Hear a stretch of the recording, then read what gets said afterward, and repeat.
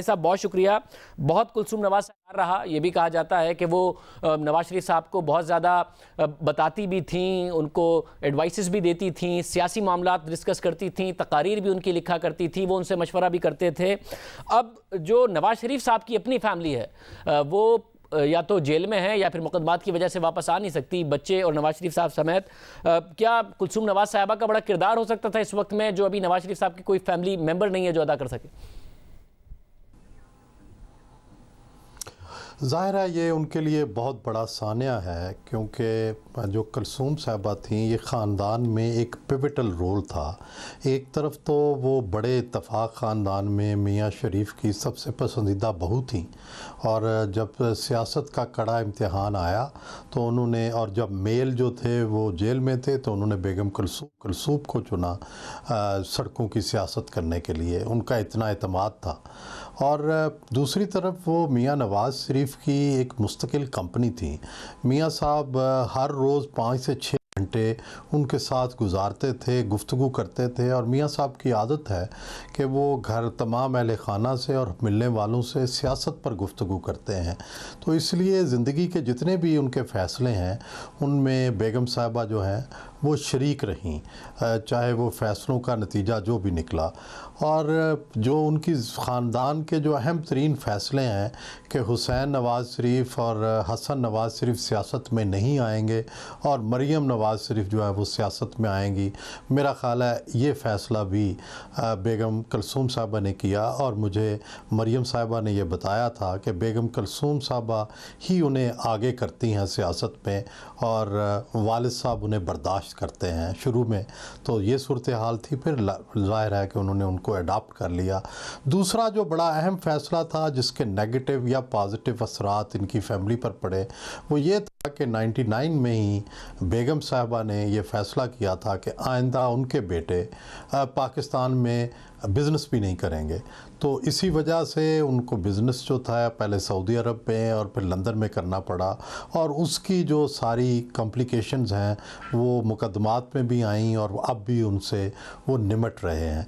तो ये एक तरफ ये फ़ैसले थे। दूसरी तरफ आप ये देखें कि जब उन पे मुश्किल वक्त आया फैमिली पे 2000 में, तो बेगम कुलसूम साहबा ने ऐसी कैंपेन चलाई कि मार्शल हुकूमत को आफ़ियत इसी में नज़र आई कि इस ख़ानदान को जला वतन कर दिया जाए ताकि वो आसानी से कुछ साल हुकूमत कर सकें। और ये तभी मुमकिन हुआ जब बेगम कुलसूम साहबा ने दबाव डाला, और बिल आखिर वो वाक़या हुआ कि जब लाहौर पे की कैनाल पर उनकी गाड़ी को क्रेन से उठाया गया, और वो कई घंटे तक उस क्रेन के अंदर महबूस भी रहीं और मज़ाहमत भी करती रहीं और उतरने से इनकार किया। ये पूरी दुनिया की तवज्जो का मरकज़ बना, और सिर्फ़ ये एक्ट ही इतना दबाव इसने डाला कि शायद मुशर्रफ इंतज़ामिया के लिए बेहतर रास्ता यही था कि वो जलावतनी जो है उसको एक्सेप्ट कर लें। तो ये उनकी ज़िंदगी के मुख्तलिफ़ पहलू थे। दूसरी ये है कि आप उनके देखें कि एक ट्रेडिशनल फैमिली से वो ख़ुद भी वाबस्ता थी, और शरीफ ख़ानदान भी बड़ा ट्रेडिशनल था। लेकिन मियाँ साहब की और बेगम कुलसूम साहबा की लव मैरिज हुई, और जो कि उस ज़माने में इतनी आम नहीं थी। और फिर बेगम साहबा ने मरियम की शादी और हुसैन की शादी भी उनकी मर्ज़ी से होने दी।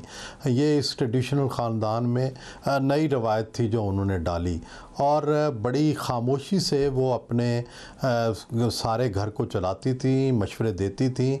और मरियम साहबा ने, और मुझे नवाज़ शरीफ साहब ने भी ये बताया कि जो कुलसूम साहबा की शख्सियात के ऊपर जो तज्ज़िया होता है और वाक़यात का जो तज्ज़िया है वो अक्सर दुरुस्त निकलता है। जिस शख्स के बारे में कहती हैं कि इससे बच कर रहें, ये साज़िशी है, वो बाद में साज़िशी निकलता है।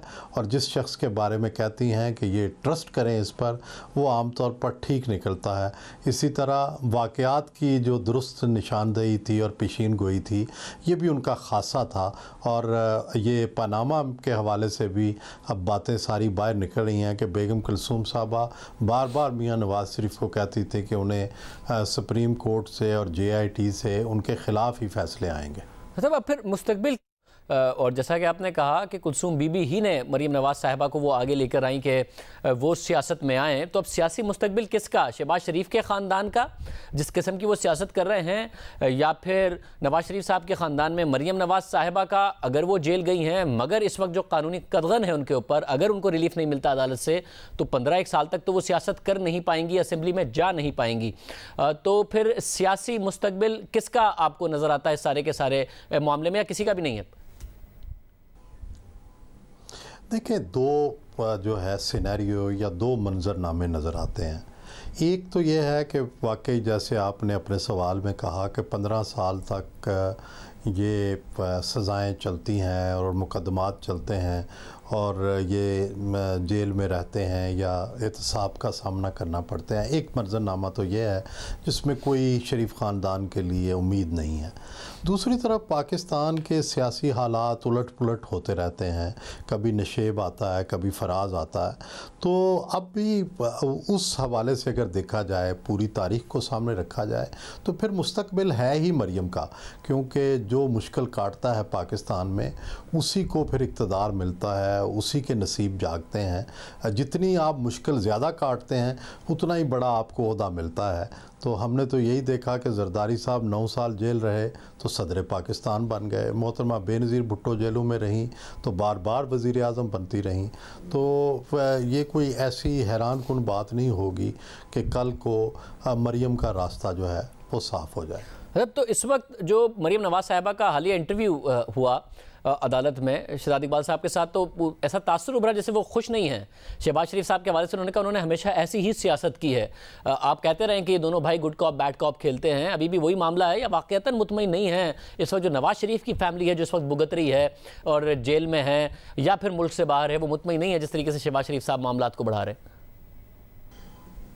मेरा ख़्याल है कि मुतमईन ना भी हों, लेकिन वो इनके यहाँ ये अंडरस्टैंडिंग मौजूद है कि एक भाई ने सख्त रहना है, एक भाई ने नरम रहना है। और ये पॉलिसी उनकी गुड कॉप बैड कॉप वाली पिछले 30-35 से चल रही है और कामयाब है। सवाल तो ये है कि शहबाज शरीफ साहब ने कहाँ वायलेट किया है अपने भाई को। हाँ, उनकी सरगर्मी में कुछ कमी रह गई होगी, लेकिन उन्होंने कभी अपने भाई के ख़िलाफ़ कोई बात नहीं की, भाई के मफादात का कोई सौदा नहीं किया। तो बुनियादी बात यह है कि जब भी कुछ उन्हें रिलीफ मिलेगा, अभी तो शहबाज शरीफ को ख़ुद भी कोई रिलीफ नहीं मिला, और जब भी कभी कोई रिलीफ मिलेगा तो दोनों को मिलेगा, और शायद नवाज़ शरीफ को ज़्यादा मिलने का। बहुत शुक्रिया सुहेल वड़ाई साहब।